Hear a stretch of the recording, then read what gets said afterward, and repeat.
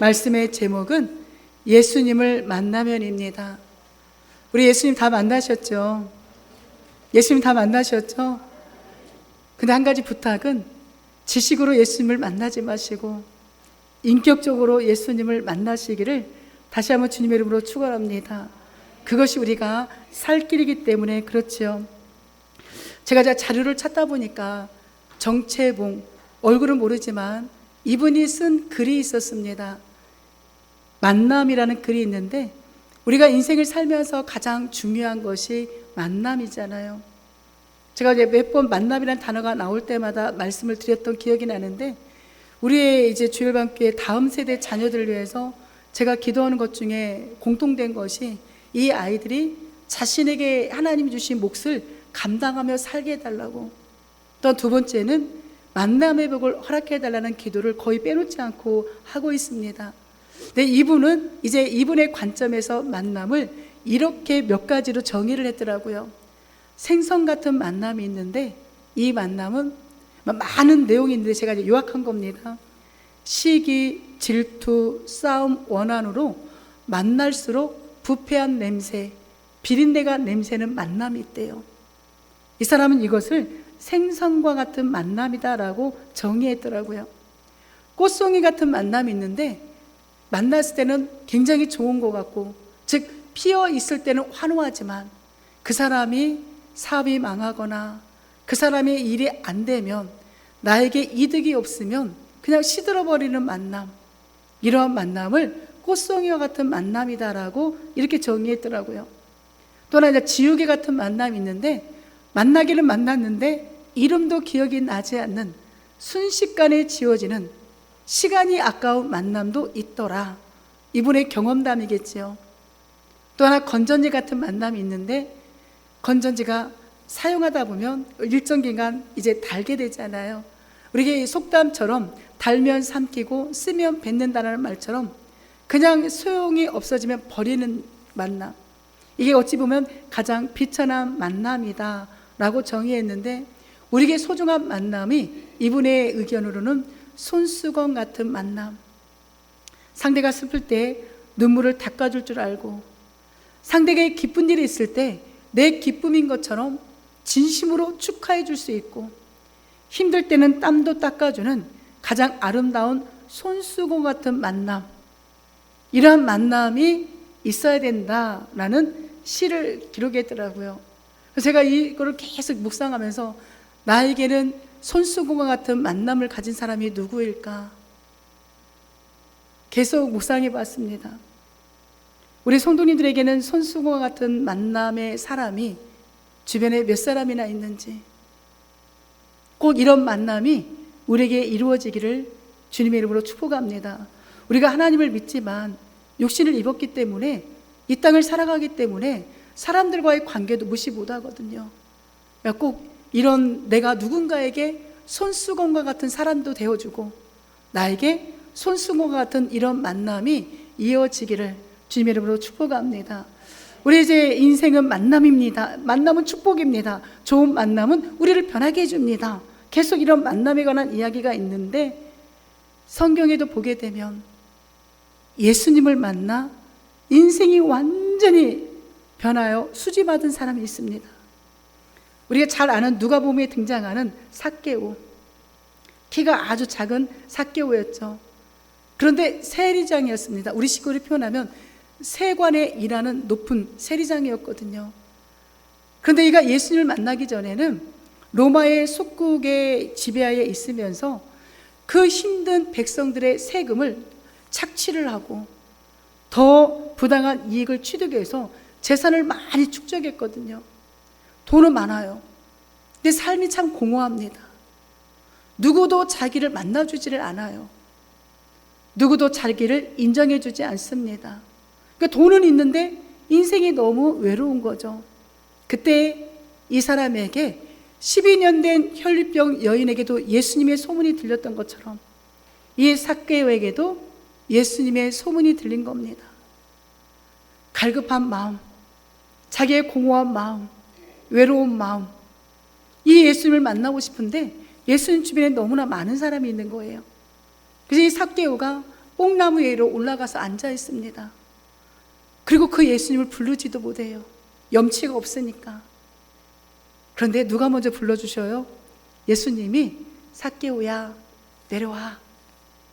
오늘 내가 너희 집에 좀 가고 싶다. 내가 오늘 너희 집에 유해할 것 같아. 그리고 너희 집에 오늘 구원이 있을 거야. 이 소리를 들은 삭개오는 정말 내려와서 예수님과 그 일행을 다 자기 집으로 초대합니다. 그 예수님을 만나고 나니까 누가 말하지 않았는데도 삭개오가 그렇게 이야기해요. 예수님 혹여나 내가 누군가의 돈을 착취한 일이 있다라면 그 사람에게 4배를 더해서 갚아줄게요. 그리고 내 전 재산의 반을 다 어려운 이웃에게 나눠주겠습니다. 예수님을 만나고 나니까 이 물질은 당연히 우리가 인생 살아가는데 돈 필요합니다. 돈 필요 없다고 하면 이거 거짓말이에요. 우리의 물질을 위해서도 기도하셔야 되거든요.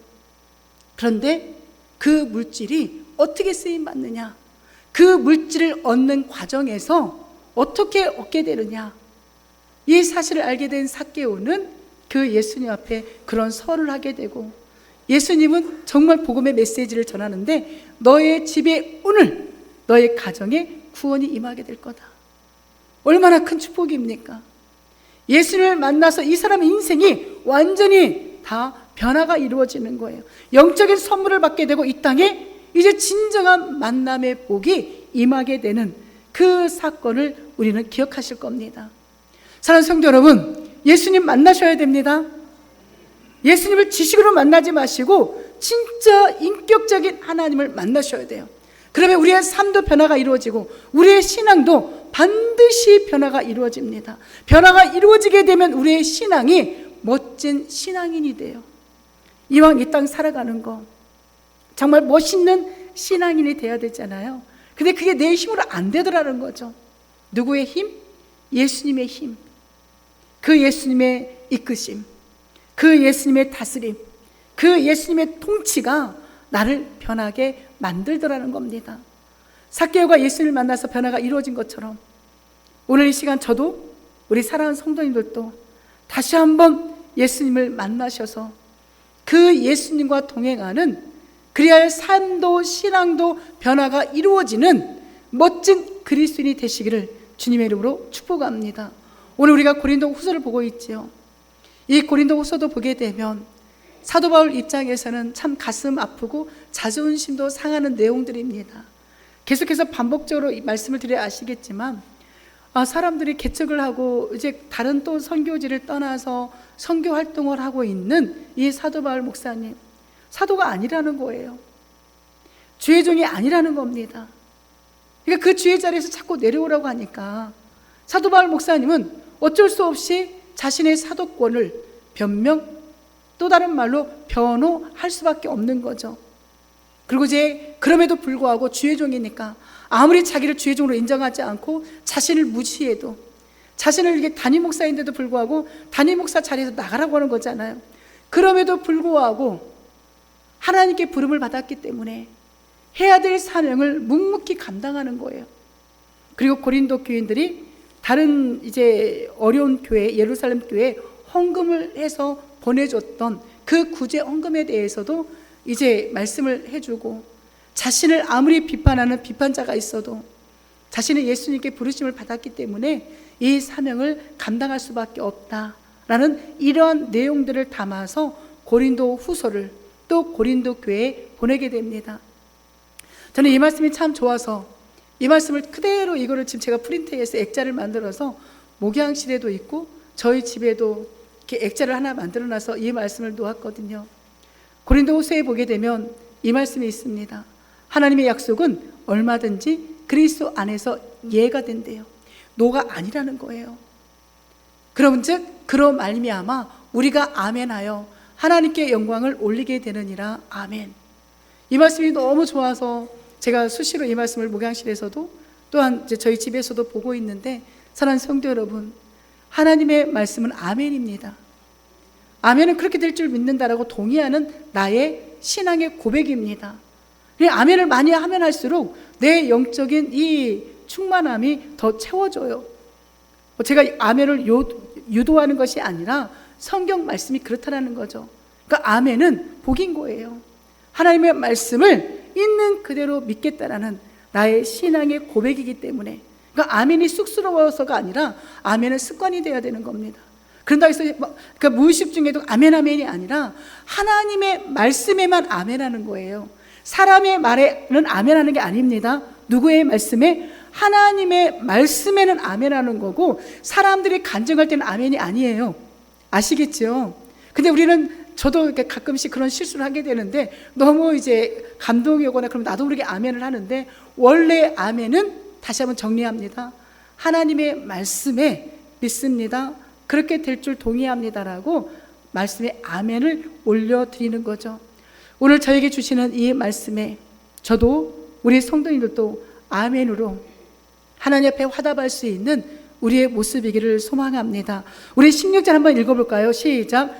그러므로 우리가 낙심하지 아니하노니 우리의 겉사람은 낡아지나 우리의 속사람은 날로 새로워지도다. 아멘. 우리가 예수님을 만나면 첫 번째, 낙심하지 않습니다. 수고하고 무거운 짐진 자들아, 다 내게로 오라. 내가 너희를 쉬게 하리라. 1차적으로는 율법이 아닌 은혜로 구원을 받는다는 이야기이고, 2차적으로는 우리의 모든 삶의 짐을 맡기라는 겁니다. 베드로전서 5장 7절에는 너희의 모든 염려를 다 주께 맡기라. 이는 저가 너희를 권고하심이라 라는 말씀이 있거든요. 예수님을 만나면 맡기게 됩니다. 맡기세요? 진짜 맡기셔요? 안 맡기시는 분도 계시죠. 왜 맡겨? 뭘 맡겨? 자, 우리의 삶에 힘들고 지친 연약함을, 내가 할 수 없는 그 모든 상황들을 맡기라는 거예요. 그리고 그냥 헤헤 하하 웃으며 사시라는 겁니다. 근데 진짜 예수님을 만나면 낙심하지 않아요. 그래서 예수님께 맡기게 되는 거죠. 낙심이라는 단어가 뭐냐면, 바라던 일이 이루어지지 아니하여 맥이 풀리고 마음이 상한대요. 쉽게 말하면 하나님 앞에 삐치는 거죠. 삐치지 마세요. 하나님은 정말 다 이루어 주십니다. 그게 당대에 이루어질 수도 있고 내 후대에 이루어질 수도 있으나, 우리가 기도한 것, 하나님 작은 신음소리도 다 듣고 계셨다가 하나님의 때에 하나님의 방법으로 응답하시니까 절대 낙심하지 마시기를 부탁을 드립니다. 예수님을 만나면 첫 번째, 낙심이 사라져요. 근심이 사라지고 염려가 사라집니다. 오늘 새벽에도 새벽 예배 때 막 강대상에 기도를 하는데 제 마음이 그렇게 기쁜 겁니다. 다른 게 기쁜 게 아니라 예수님께 맡길 수 있어서 감사한 거예요. 주님께 의지할 수 있어서 감사한 겁니다. 아니, 내가 정말 주님께 내 속마음을 다 토해낼 수 있는 대상이 있다는 게 너무 감사한 거예요. 아무리 친해도 누군가에게 내 속마음을 다 말 못합니다. 근데 하나님께는 다 할 수 있으니 오늘 새벽에도 그렇게 감사가 나오는 겁니다. 나의 소리를, 나의 하소연을 들어주신 하나님께 너무나도 감사해서. 언제 낙심이 옵니까? 하나님의 일하심을 의심하실 때 낙심 와요. 다른 사람과 비교할 때 낙심이 옵니다. 내 마음에 욕심이 생길 때 낙심이 와요. 이 땅의 것을 가치 있게 여길 때 나도 모르게 낙심이 옵니다. 현재 내 상황만 바라보게 되면 우리는 낙심이 찾아올 수밖에 없습니다. 근데 하나님은 낙심하지 말라라고 이야기합니다.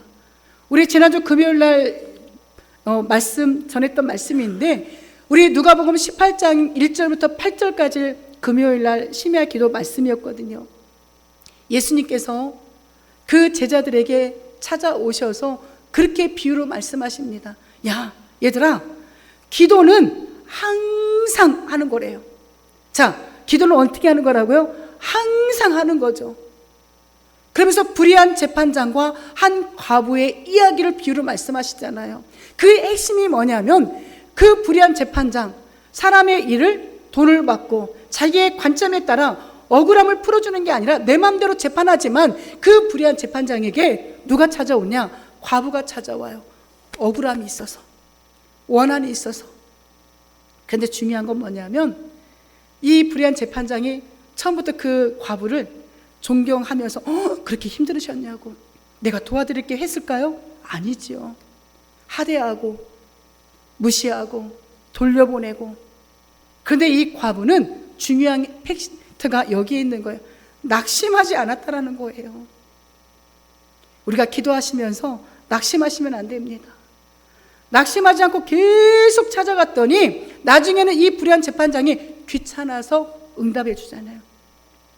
그리고 성경은 그렇게 이야기합니다. 7절에 하물며 불의한 사람도 그 과부의 기도를 응답하시는데 하나님이 우리의 기도를 외면하시겠냐라는 거예요.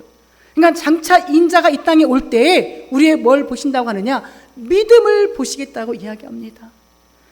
낙심하지 않는 게 믿음이에요. 어떤 상황에서도 예수님을 만나셔서 낙심 대신에 찬양과 기도를 하나님께 올려드릴 수 있는 저와 우리 성도님들이 되어야 됩니다.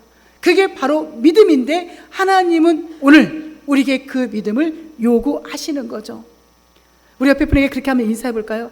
그래도 낙심하실래요? 다시 한번, 그래도 낙심하실래요? 낙심하지 마시고 정말 그 하나님 말을 의지할 수 있는 저와 우리 성도님들 되시기를 간절히 소망합니다. 예수님을 만나면 삶이 사망에서 어디로 옮겨져요? 생명으로 옮겨져요. 우리 오늘 겉사람, 속사람 이야기가 나오는데 겉사람은 육신의 사람, 육체의 연약함으로 결국 죽을 수밖에 없는 육신의 사람이 겉사람이에요.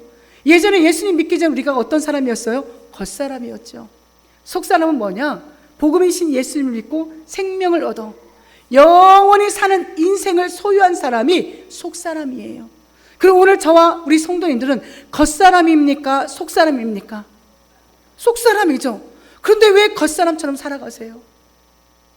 왜 속사람인데? 왜 예수님을 믿고 이제 영원한 생명을 얻은, 정말 오늘 찬양할 때 저 눈물 쏟아져서 힘들었거든요.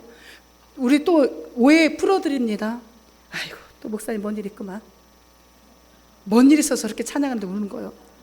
저 정말 장담하건데 너무 감사해서 눈물 났거든요.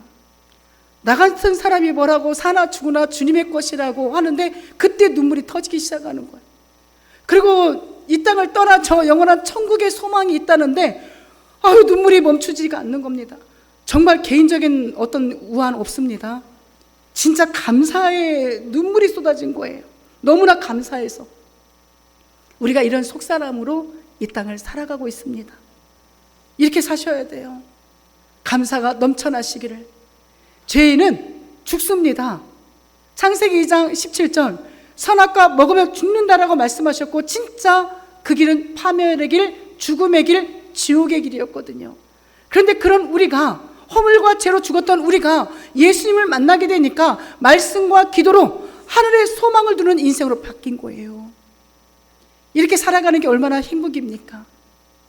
성도는 육신이 죽어 사라지는 겉사람의 삶에 연연해서는 안 돼요. 세상 사람들은 예수님을 모릅니다. 세상 사람들은 예수님을 만나지 않았습니다. 그러니 질병이 찾아오면, 물질이 떨어지면, 자녀가 속을 썩이면, 부부간에 불화가 있으면, 내 사업에, 내 직장에 문제가 발생되면 가장 먼저 하는 행동이 뭔지 아십니까? 예수님을 떠나요. 그건 손해입니다. 힘들면 힘들수록 나를 꼭 안아주시고 나의 위로자가 되시는 그 예수님을 찾고 찾으셔야 돼요. 그 예수님 안에 해답이 있으니까. 그 예수님은 오늘도 우리를 손을 잡아주시는데 우리는 자꾸만 그 손을 뿌리칩니다. 하나님이 살아계시면 나한테 이렇게 할 수가 있겠냐고. 하나님이 살아계시면 나한테 이렇게 나를 아프게 때릴 수가 있냐고. 내 삶을 회복시켜 주셔야 되는데 왜 회복시켜 주시지 않냐라고. 하나님께 삐칠 때가 있잖아요. 제가 지금 저기서 엄마 하고 있는 우리 예인이 지난주에 있었던 일입니다. 아니 잠을 자야 되는데 어떻게 악을 쓰고 우는지 달래도 소용이 없어서 제가 우리 예인이 진짜 이뻐합니다. 이 어린 것을 때릴 수 있도록 손가락으로 여기 가운데 손가락 발바닥을 6대를 때렸어요. 엄마 아빠 없을 때 뚝 안 그쳐? 막 뚝 안 그쳐? 그러니까 애가 악을 쓰고 더 우는 거예요. 그러더니 그 다음날 저를 안 보더랍니다. 오라기도 안 와요. 워낙에도 그냥 고개 싹 외면하고 가길래 그래 네가 나한테 삐쳤구나. 그렇지만 나는 너를 사랑해. 그리고 이 아이를 계속 사랑해 주니까 이제 저한테 오거든요. 그러니까 저 아이도 아는 거예요. 자신의 발바닥을 우리 할머니가 때렸지만 이 할머니가 나를 사랑하는 걸 아는 겁니다. 우리 하나님이 우리를 때로는 때리시지만 하나님이 나를 얼마나 사랑하는가를 아셔야 돼요. 하나님은 절대 우리를 포기하지 않으십니다. 하나님 우리가 떠나려고 해도 끝까지 우리의 손을 잡고 가시는 분이 하나님이세요. 내가 너 복 줄게. 내가 너에게 기업을 준다니까. 내가 예수 안에서 너희를 회복시켜 주신다니까. 이 이야기가 우리의 신앙의 고백이 되어져야 됩니다. 속사람이 강건해져서 날마다 그 주님과 동행하는 인생이 되셔야 돼요. 또 다른 말로 속사람은 그리스도의 옷을 입은 겁니다. 우리 갈라디아서에서 보게 되면 세례를 받은 우리가 그리스도의 옷을 입었다라는 표현이 있어요. 아마 갈라디아 3장 27절인가 길 텐데, 근데 이 표현을 스가랴 선지자는 그렇게 이야기합니다. 하나님이 스가랴 선지자에게 너희가 더러운 옷을 입었는데 그 더러운 옷을 벗겨주신대요. 그게 무엇입니까? 아직도 육신으로 살아가는 내 인생, 내 마음대로 살아가는 내 인생, 하나님을 믿는다고 하지만 내 뜻대로 살아가는 내 더러운 옷을 하나님이 다 벗어서 이사야 선지자에게 그렇게 이야기합니다. 61장에 구원의 옷, 의의 옷을 입혀줄게. 그리고 갈라디아서의 사도 바울 목사님을 통하여 우리에게 그리스도의 옷을 입혀주신다라고 이야기합니다. 이건 무슨 말씀이냐면 그리스도의 옷, 구원의 옷, 의의 옷, 내 자아, 내 세상적인 관점 다 버리고 하나님의 뜻대로 살아가는 그런 삶의 변화를 허락하신다라는 거예요. 그래서 우리가 이 땅에 살아가는 동안에 그리스도의 옷을 입어야 됩니다. 또 다른 표현에서 내가 그 본문이 생각이 안 나는데 다른 표현에서는 이렇게 표현합니다. 긍휼의 옷, 자비의 옷. 우리가 예수님을 통해서 그 옷을 입었다고. 그게 또 다른 말로 표현하면 삶의 열매인 거죠. 우리가 이제 더 이상 겉사람이 아닙니다.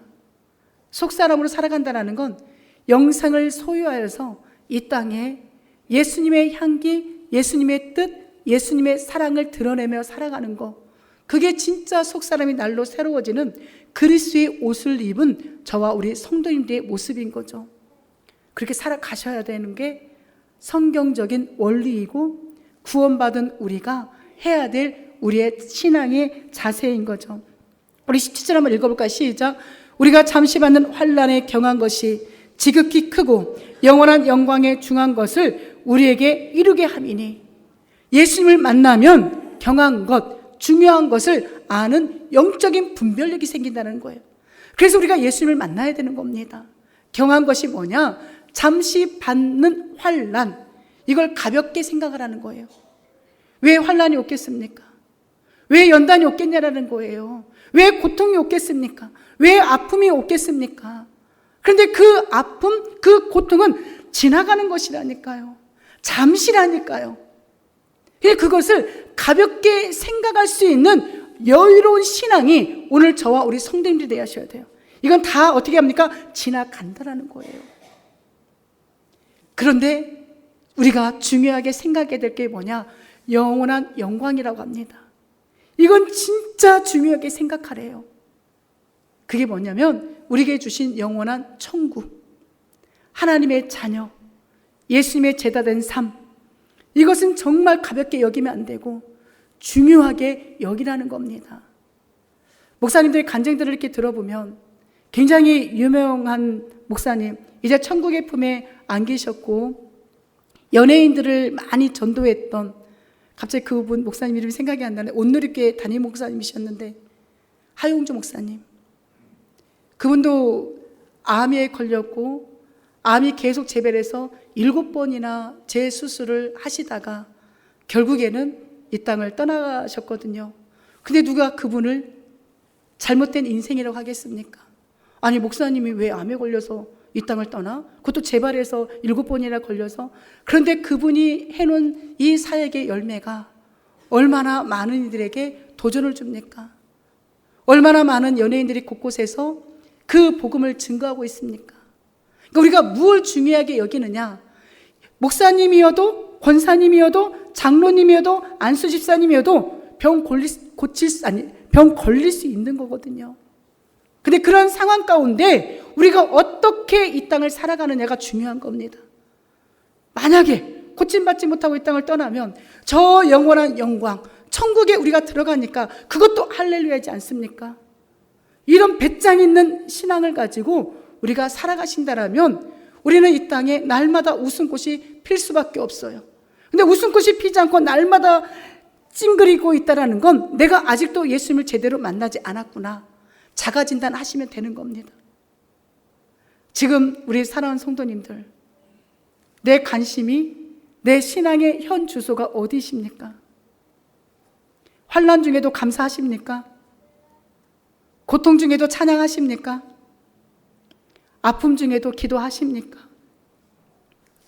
이 회복이 일어나는 거, 이게 진짜 예수님 만난 신앙인의 결과인 거죠. 환난이 찾아와도 감사하실 때 너의 말이 내 귀에 들리는 그대로 내가 너에게 행할 것이라는 하나님의 약속의 말씀이 우리에게 삶의 열무로 나타납니다.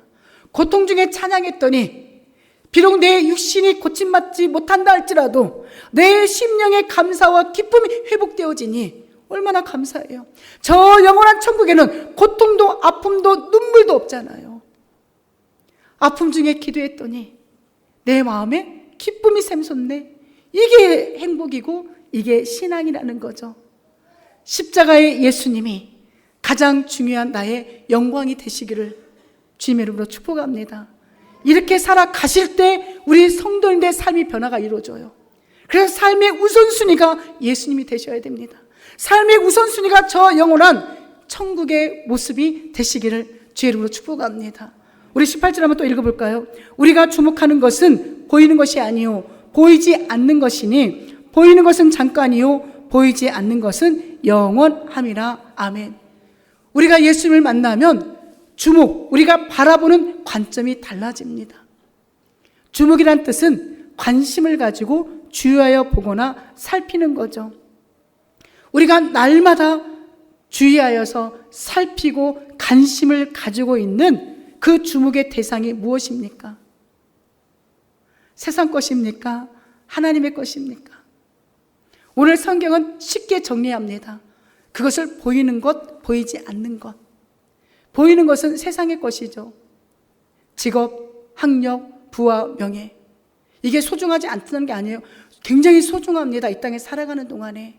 근데 여기에 연연하다 보면 보이지 않는 하늘의 것, 영생, 천국이 뒤로 가고 내가 하나님의 자녀임에도 불구하고 세상의 자녀처럼 살아갈 수가 있다는 거죠.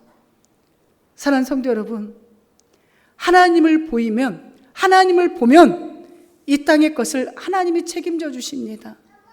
어떤 선교사님의 간증, 그 선교사님이 하시는 사역이 뭐냐면 그 선교사님들의 자녀들을 돌보는 사역이었대요. 근데 그게 너무나 힘이 들었고 내 자녀는 뒤로 하고 선교사님의 자녀들을 돌봐야 되는 이 사역을 하면서 자녀들의 원망이 있잖아요. 근데 어느 날 문득 내가 가장 소중하게 여기는 것을 소중히 다스리면, 돌봐주면 나는 네가 소중히 여기는 걸 내가 책임져 줄게. 이해가 되시죠? 이분은 그 선교사님 사모님이 하신 말씀을 그대로 쉽게 말하면 네가 내 자녀, 내 선교사님의 자녀들을 돌봐주면 내가 네 자녀 돌봐줄게. 이게 하나님의 법입니다. 눈에 보이는 거에만 쫓아가다 보면 진짜 가치 있는 일을 놓쳐요. 가치 있는 일에 우리가 정말 주목할 수 있기를 주님의 이름으로 축복합니다. 그때 이 땅의 모든 일들은 내가 섬기고 돌봐야 될 때 기쁨과 감사가 회복이 되어지는 거죠. 또 한번 질문합니다. 지금 이 시점에서 그렇다면 우리 성도님들이 주목하고 있는 것이 무엇일까? 1초, 2초, 3초 딱 세면 가장 먼저 떠오르는 게 그 주목하는 겁니다. 1초, 2초, 3초. 그것이 하나님이 기뻐 받으시는 거라면 유지하시고, 하나님이 싫어하시는 거라면 과감히 버리세요. 버려도 안 죽습니다. 오히려 버리면 삽니다. 그게 바로 오늘 18절을 통하여서 보이지 않는 것에 그 영원함의 가치를 알라는 주님의 음성인 거죠. 말씀을 정리하면서 오늘 네 가지를 얘기하죠. 예수님을 만나게 되면 이 16절부터 18절까지 내용이 낙심하지 않게 되고 말 자꾸 헛나오죠. 죄송합니다. 않게 되고 속사람, 즉 새로운 생명을 얻은 우리가 무엇이 중요한지 무엇이 중요하지 않은지를 알게 되고, 그래서 우리의 주목의 대상이 영원한 예수님, 영원한 천국이라는 것을 오늘 이 예수님을 만나면이란 제목하에 네 가지를 오늘 성경은 말씀하고 있습니다. 그래서 우리는 나는 죽고 예수로만 사는 갈라디아서 2장 20절의 말씀이 저와 우리 성도님들의 신앙의 고백이 되었으면 좋겠습니다. 그러면 빌립보서에 있는 말씀처럼 표대를 향하여 그리스도 예수 안에서 하나님이 위에서 부르심의 상을 위하여 달려가노라. 그 십자가에 죽으시고 부활하신 예수님만 바라보며 그분만 주목하며 그분 안에서 새 생명을 얻어서 그분 안에서 낙심하지 않고 기쁨으로 가는 저와 우리 성도님들이 되어질 줄 믿습니다. 아멘. 우리 가슴에 손을 얹고 그렇게 기도합니다. 나는 예수님만 바라며 살겠습니다. 우리 다시 한번 고백합니다. 나는 예수님만 바라며 살겠습니다. 아멘.